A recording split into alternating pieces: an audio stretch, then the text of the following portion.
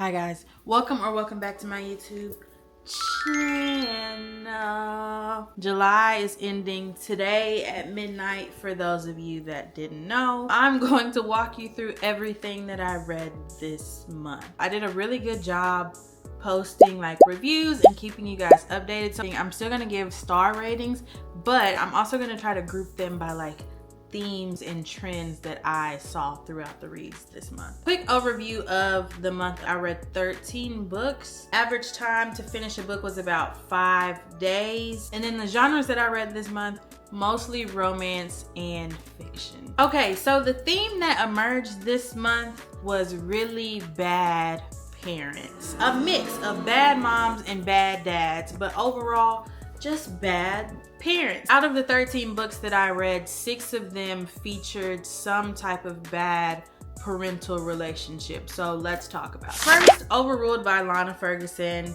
I gave this read 2 stars. I said that the main couple definitely break up after the epilogue. Like there's no way that these 2 people stay together.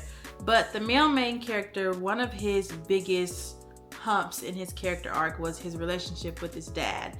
And come to find out, it's some question in the paternity, blah, blah, blah, blah, blah. But his dad is just super mean to him. So his whole inner dialogue, the entire story was about how he wanted to be better than his dad. And he was so upset that his dad was making him do this.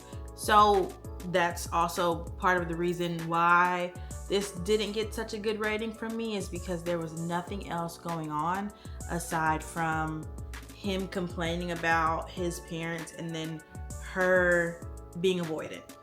The next book with an interesting father-son dynamic revolved by Bald Cabra. So this one I ended up giving 3 stars because the romance was just such a miss for me. Figure skater needing help from a hockey player is just, it's played out. It's played out. We need to do something else fast. Daddy Issues by Kate Goldbeck, which I gave 4 stars.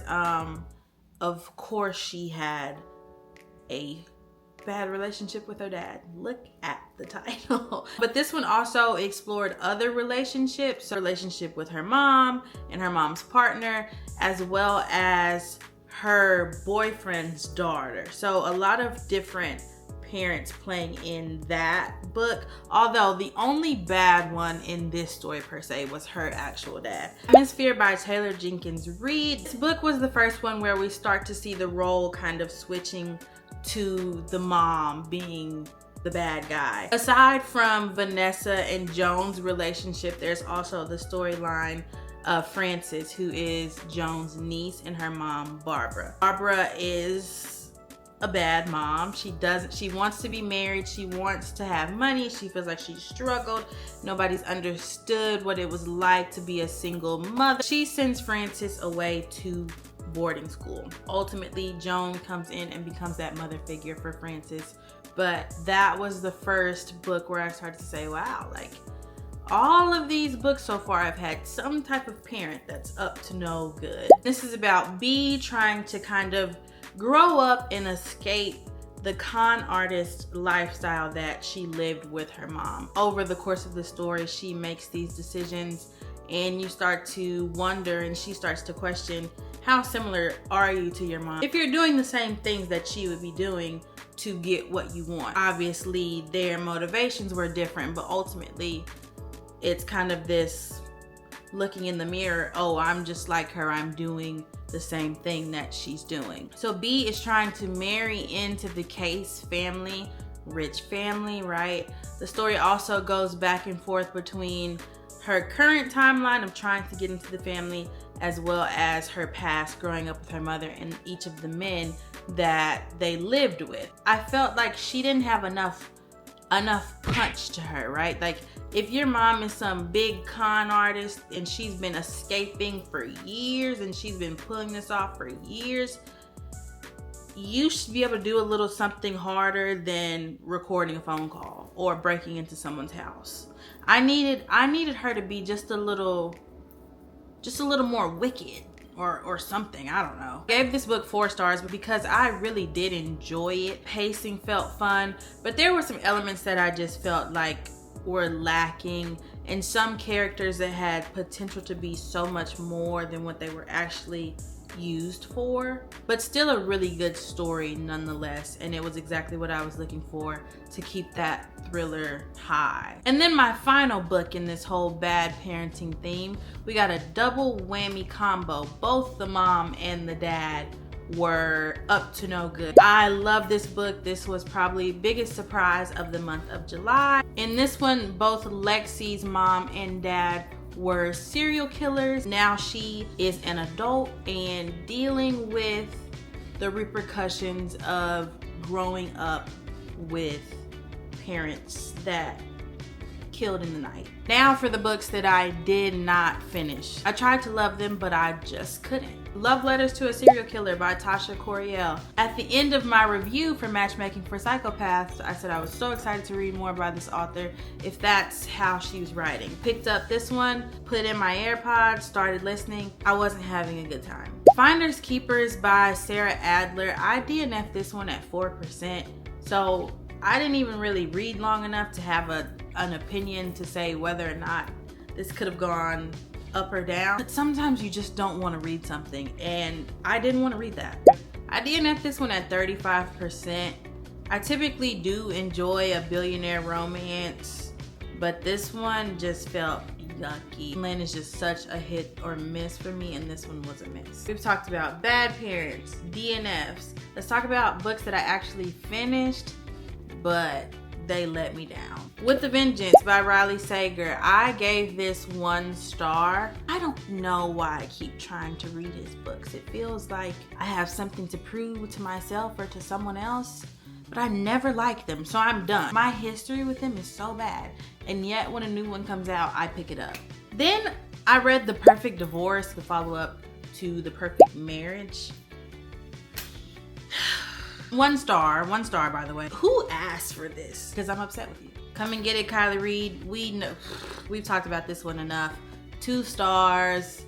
Could have been so much better. Moving on up to mid-tier books. Books that I did finish. They weren't bad, so didn't get 1 or 2 stars, but just aren't necessarily memorable. The Arrogant One by Marnie Mann. I gave this book 3 stars. I don't even remember the characters' names, if we're going to be honest. What I will say though is that if you enjoy Marnie Mann's writing style, I think you'd like this.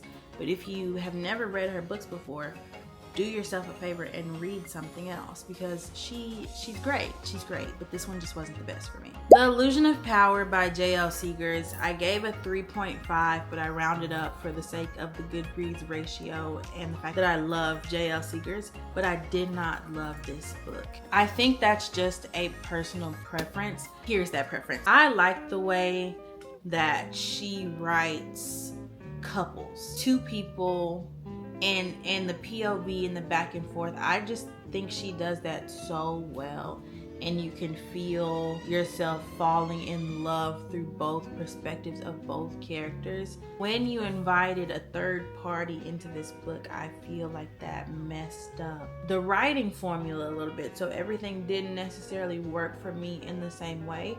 Now, another reason I gave her 3.5 stars with the potential of rounding up is because it is the first book in the series and I'm still excited to read the rest. Maybe it's just one that will require more because it did kind of end on a cliffhanger. Overall, if this was the only thing I was getting, I wouldn't love, but maybe I will love as we get more in the series. King of Envy by Anna Huang, I gave 4 stars.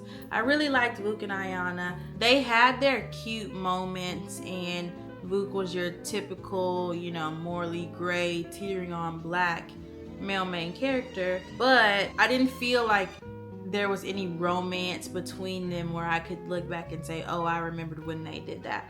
I remember like the perfume thing because I thought that was cute, but that's really about it. If it's gonna be a romance book, I need to be able to think about multiple different things that he did for her or she did for them when I'm reflecting on the times that I had during that book. Okay, so let's wrap this up by talking about my top 3 reads of July. Number 3, we're gonna go Atmosphere by Taylor Jenkins Reid. I think it was written well. It made me cry. Beautifully done. Number 2, Plus Size Player by Danielle Allen. This is one that I went into with super low expectations, and maybe that was for the best. I think this was a perfect book. Excited for book 3. And the book that is my favorite this month, my book of the month, is Matchmaking for Psychopaths. It just had to be. I think this book changed what my idea of a thriller could be, and it sent me looking for other things like it for the rest of the month. So it inspired my reading taste. Because of that alone, that book has to be number 1 for me this month. I hope you enjoyed sort of hearing about my roller coaster with bad parents and unresolved trauma and thrillers and all of those things. But honestly, it met exactly what I was looking to read. Even though I had some duds, this was an extremely solid reading month. Let me know down in the comments what your favorite book of July has been, or your least favorite. And also if you've read any books this month or this year that had bad parents in it, or is this just something that I was looking for in my reads this month? As always, don't forget to like the video and subscribe if you haven't already. The links to my Instagram, TikTok, and Goodreads are in the description down below. And I'll see you in the next video.